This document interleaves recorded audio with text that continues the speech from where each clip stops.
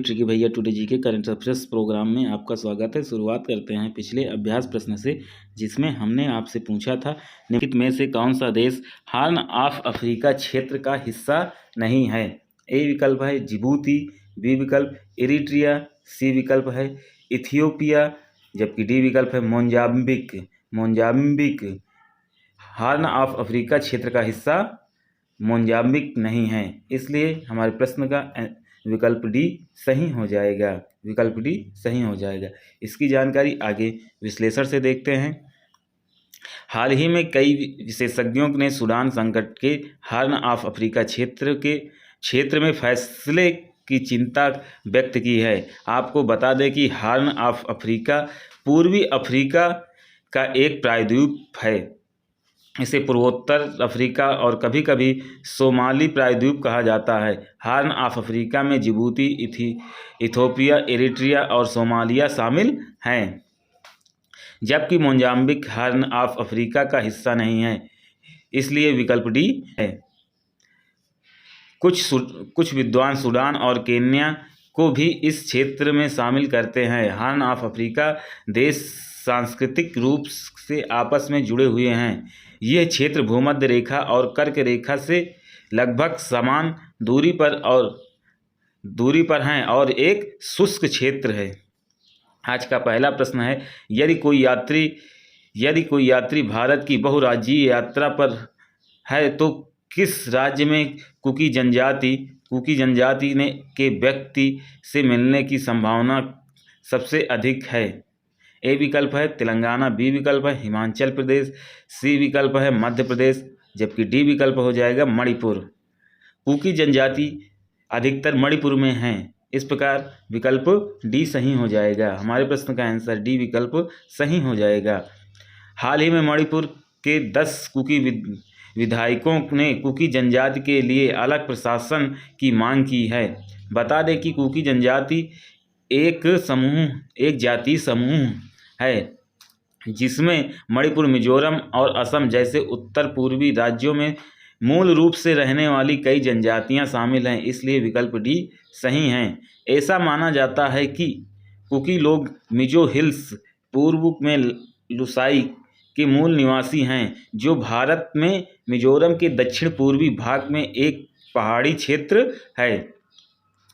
Myanmar में चिन और मिजोरम में मिजो कुकी की सजातीय जनजाति है। मणिपुर में मुख्य रूप से पहाड़ियों में रहने वाली विभिन्न कुकी जनजातियां वर्तमान में राज्य की कुल जनसंख्या का 30% है। मणिपुर की शेष आबादी मुख्य रूप से 2 जातीय समूहों से बनी है। मैतेई गैर आदिवासी वैष्णव हिंदू हैं, जो मणिपुर के घाटी क्षेत्र में रहते हैं, और नागा जनजाति ये ज़्यादातर पहाड़ी इलाकों में रहते हैं। मणिपुर की कुछ अन्य महत्वपूर्ण जनजातियां एमोल, अनल, चिरू, चौथे आदि हैं। अगला प्रश्न देखेंगे, केंद्रीय जांच ब्यूरो सीबीआई किस मंत्रालय या विभाग से संबंधित है। ए ऑप्शन गृह मंत्रालय, बी ऑप्शन कार्मिक पेंशन और लोक शिकायत मंत्रालय, जबकि डी ऑप्शन है कानून और न्याय मंत्रालय। डी विकल्प हो जाएगा प्रधानमंत्री कार्यालय। केंद्रीय जांच ब्यूरो या सीबीआई का संबंध कार्मिक पेंशन और लोक शिकायत मंत्रालय से है, इस प्रकार हमारे प्रश्न का विकल्प भी सही हो जाएगा। आगे इसकी जानकारी विश्लेषण से लेते हैं। हाल ही में प्रधानमंत्री नरेंद्र मोदी की अध्यक्षता वाली उच्च स्तरीय चयन समिति ने प्रणाली में प्रवीण सूद को केंद्रीय जांच ब्यूरो सीबीआई के निदेशक के रूप में नियुक्त किया है। प्रवीण सूद कर्नाटक के वर्तमान डीजीपी हैं और जिन्हें 2 साल की अवधि के लिए नियुक्त किया गया है। बता दें कि केंद्रीय जांच ब्यूरो सीबीआई भारत की एक प्रमुख जांच एजेंसी है, जो कार्मिक पेंशन और लोक शिकायत मंत्रालय के अधीन कार्य करती है, इसलिए विकल्प भी सही है। इसका नेतृत्व एक निदेशक करता है, जो कि एक आईपीएस अधिकारी होता है। सीबीआई दिल्ली विशेष पुलिस स्थापना अधिनियम 1946 से अपनी शक्तियां प्राप्त करती है। अगला प्रश्न देखेंगे, विधानसभा के संदर्भ में निम्नलिखित कथनों पर विचार कीजिए। पहला कथन है, इसमें 500 से अधिक सीटें नहीं हो सकती। दूसरा कथन है किसी भी राज्य में विधानसभा में 60 से कम सीटें नहीं हो सकती हैं। उपर्युक्त में से कौन सा या से कथन सही है या है? ए ऑप्शन केवल एक, बी ऑप्शन केवल दो, सी ऑप्शन एक और दो दोनों, जबकि डी ऑप्शन ना तो एक और ना ही दो। विधानसभा में 500 से अधिक सीटें नहीं हो सकती हैं। इस प्रकार विकल्प ए सही हो जाएगा। हमारे प्रश्न का आंसर विकल्प ए सही हो जाएगा। हाल ही में कर्नाटक विधानसभा चुनाव के नतीजे घोषित हुए।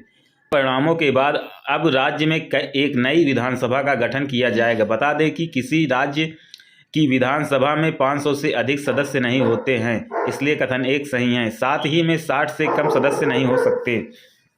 कि सिक्किम की विधानसभा में संविधान के अनुच्छेद 371 एफ के अनुसार 32 सदस्य हैं, इसलिए कथन दो सही नहीं है। सामान्यतः विधानसभा की अवधि 5 वर्ष होती है। राज्य विधायिका के पास संविधान की 7वीं अनुसूची की सूची सेकंड में उल्लिखित विषयों पर अनन्य शक्तियां हैं, जबकि सूची थर्ड में सूचीबद्ध विषयों पर समवर्ती शक्तियां हैं। अगला प्रश्न देखेंगे। निम्नलिखित कथनों पर विचार कीजिए। भारत के पास विश्व स्तर पर तीसरा सबसे बड़ा ऑनलाइन शॉपिंग बेस है। दूसरा कथन है भारत में ई रिटेलर की भागीदारी 5% से कम है। उपर्युक्त में से कौन सा या से कथन सही है या है? ए ऑप्शन केवल एक, बी ऑप्शन केवल दो, सी ऑप्शन एक और दो दोनों, जबकि डी ऑप्शन हो जाएगा ना तो एक और ना ही दो। इस प्रश्न का आंसर सी विकल्प सही हो जाएगा। ना तो सी विकल्प सही हो जाएगा, एक और दो दोनों कथन सही हैं। आगे इसकी जानकारी विश्लेषण से देखते हैं कि ओएनडीसी डिजिटल या इलेक्ट्रॉनिक्स नेटवर्क पर वस्तुओं और सेवाओं के आदान प्रदान के सभी पहलुओं के लिए खुले नेटवर्क को बढ़ावा देने के उद्देश्य से की गई एक पहल है। ये पहल इस तथ्य के आलोक में बहुत महत्वपूर्ण है। भारत के पास वैश्विक स्तर पर तीसरा सबसे बड़ा ऑनलाइन शॉपिंग बेस है, इसलिए कथन एक सही है। भारत में लगभग 14 करोड़ ई रिटेलर खरीदार हैं, जो केवल अमेरिका और चीन से पीछे हैं, है। हालांकि प्रतिशत के लिहाज में भारत अभी भी कई देशों से काफ़ी पीछे है। में ई रिटेल की भागीदारी केवल 4.6% है, जबकि चीन 25% से काफ़ी कम है। इस प्रकार कथन दो सही है। अगला प्रश्न देखें। निम्नलिखित में से कौन सा रंग संयोजन भारतीय मौसम विज्ञान विभाग द्वारा उपयोग की जाने वाली कलर कोडिंग चेतावनी प्रणाली को सही ढंग से दर्शाता है? ए ऑप्शन हरा पीला नीला लाल, बी ऑप्शन हरा पीला नीला गुलाबी, सी ऑप्शन बैगनी नारंगी लाल गुलाबी, जबकि डी ऑप्शन हरा पीला नारंगी और लाल। इस प्रकार हमारे प्रश्न का विकल्प डी सही हो जाएगा, हरा पीला नील नारंगी और लाल। आगे इसकी जानकारी विश्लेषण से देखते हैं। हाल ही में चक्रवात मोका बांग्लादेश म्यांमार के तटों से टकराया। आपको बता दें कि चक्रवातों के आने से पहले ही विश्व मौसम विभाग संगठन द्वारा चेतावनी जारी की जाती है। हालांकि चक्रवातों के बारे में चेतावनी और जानकारी के लिए भारत मौसम विभाग की अपनी कलर कोडिंग प्रणाली मौजूद है। IMD द्वारा कलर कोडिंग का उपयोग स्थिति की तीव्रता और उससे जुड़ी चेतावनी को दर्शाने के लिए किया जाता है। ये 4 कलर कोड के साथ दर्शाया जाता है, अर्थात हरा पीला नारंगी और लाल। हरा का अर्थ है, या हरा में क्या बताया जाता है उसको देखते हैं। हरा यह रंग दर्शाता है कि सब कुछ सुचारू और अच्छी तरह से, यानी कोई प्रतिकूल मौसम की स्थिति नहीं है। पीला इस रंग का कोड अधिकारियों को खराब मौसम से निपटने हेतु अपडेट रहने के लिए कहता है, जो कई दिनों तक बना रह सकता है। नारंगी यह तैयार रहने का संकेत देता है और इसमें संचार व्यवधानों को अत्यधिक नुकसान की चेतावनी हो सकती है, जिससे बिजली, सड़क और रेलवे आदि प्रभावित हो सकते हैं। जबकि लाल का अर्थ है यह चेतावनी का उच्च स्तर है। उच्चतम स्तर है जो अधिकारियों को कार्यवाही करने के लिए सूचित करता है। इस प्रकार विकल्प डी सही है। अगला प्रश्न देखेंगे, निम्नलिखित में से किस शासक ने तुगलकाबाद किले का निर्माण किया था? A option Ghiyasuddin Tughlaq, B option Mohammad bin Tughlaq, C option Firoz Shah Tughlaq, जबकि डी ऑप्शन इनमें से कोई नहीं। तुगलकाबाद किले का निर्माण गयासुद्दीन तुगलक ने किया था। इस प्रकार विकल्प ए सही हो जाएगा। आगे इसकी जानकारी विश्लेषण से लेते हैं। तुगलकाबाद किले के आसपास अतिक्रमण विरोधी अभियान के बाद वहां के निवासी पुनर्वास की मांग को लेकर जंतर मंतर पर विरोध प्रदर्शन कर रहे हैं। गौरतलब ये है कि तुगलकाबाद किला दिल्ली में स्थित है। इसे 1321 में तुगलक वंश के पहले सुल्तान गयासुद्दीन तुगलक द्वारा बनाया गया था, इसलिए विकल्प ए सही है। यह किला अभी तुगलक वंश की शक्ति के प्रतीक के रूप में कार्य करता था, लेकिन अब ये पूरी तरह से खंडर हो चुका है। गयासुद्दीन तुगलक की एक शक्तिशाली किला चाहता था जो मंगोल आक्रमण का सामना कर सके, इसलिए सिंहासन पर बैठने के तुरंत बाद उसने यानी गयासुद्दीन तुगलक परियोजना पर काम करना शुरू कर दिया। बताते चलें कि तुगलक वंश ने दिल्ली से भारत के एक बड़े हिस्से पर शासन किया था। इसके 3 प्रमुख शासक थे, गयासुद्दीन तुगलक, उसका पुत्र मोहम्मद बिन तुगलक और उसका भतीजा फिरोज शाह तुगलक। अगला प्रश्न देखेंगे, लाल दरवाज़ा या खूनी दरवाज़ा के संदर्भ में निम्नलिखित कथनों पर विचार कीजिए। पहला कथन है, इसे 17वीं शताब्दी में औरंगजेब ने बनवाया था। दूसरा कथन है, इसकी वास्तुकला राजपूत और मुगल शैली का मिश्रण है। तीसरा कथन है, इसी जगह लेफ्टिनेंट हार्डसन ने 1857 में बहादुर शाह जफर के बेटों और पोतों की गोली मारकर हत्या कर दी थी। उपर्युक्त में से कौन सा कथन सही नहीं है? ए ऑप्शन केवल 1 और 3, बी ऑप्शन 2 और 3, सी ऑप्शन 1 और 2, जबकि डी ऑप्शन 1, 2, 3। दरवाज़ा और खूनी दरवाज़ा के दिए गए कथन में केवल 1 और 2 सही नहीं है, जबकि तीसरा कथन सही है। इस प्रकार विकल्प सी सही हो जाएगा। हाल ही में 1857 के विद्रोह की वर्षगांठ मनाई गई। दिल्ली का खूनी दरवाज़ा 1857 के विद्रोह का प्रमुख गवाह रहा। बता दें कि खूनी दरवाज़ा 16वीं शताब्दी में शेर शाह सूरी के शासनकाल के दौरान बनाया गया एक द्वार है। इसकी वास्तुकला मुगल और अफगान शैलियों का मिश्रण है, इसलिए कथन 2 सही नहीं है।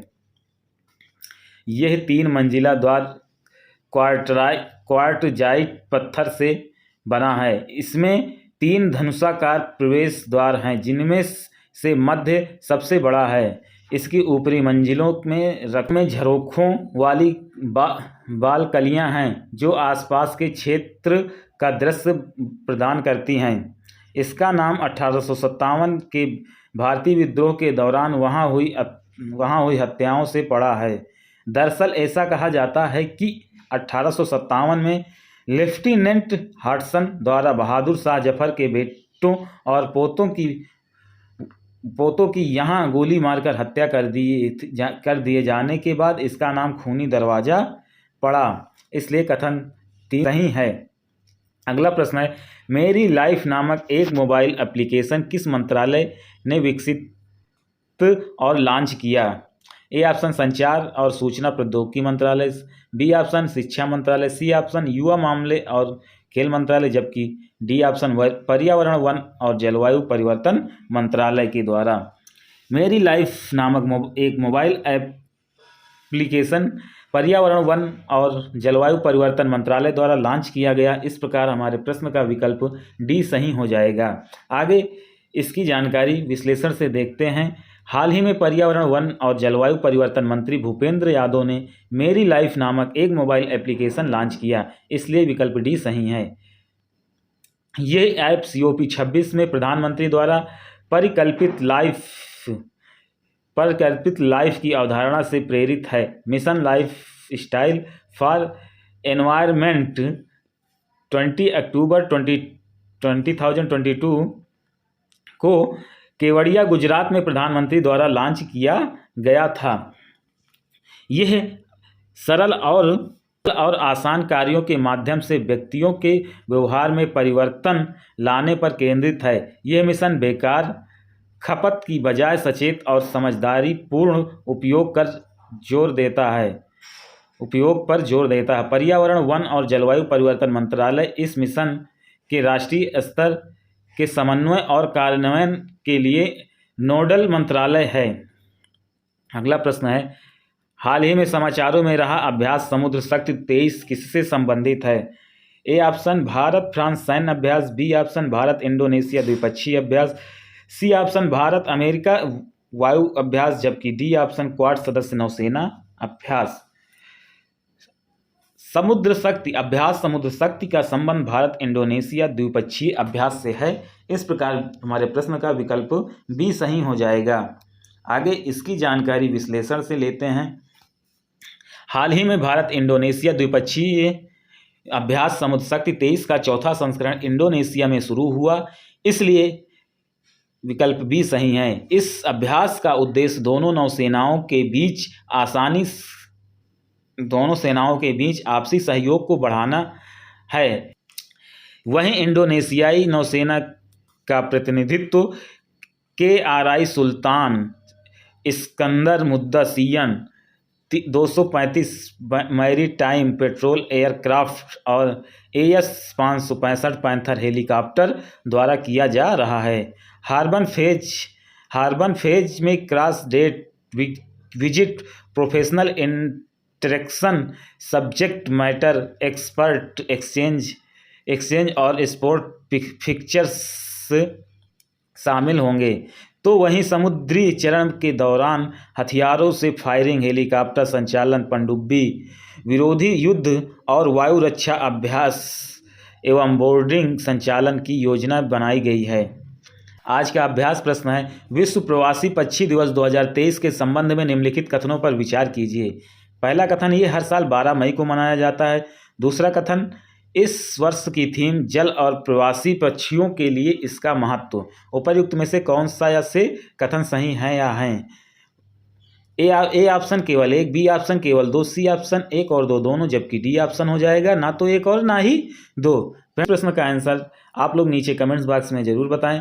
फ्रेंड्स, जो लोग चैनल पर नए जुड़े हों चैनल को सब्सक्राइब करके और साथ ही बेल नोटिफिकेशन को ऑन कर लें ताकि हमारी नई वीडियो की अपडेट आप सभी को मिलती रहे। Thank you.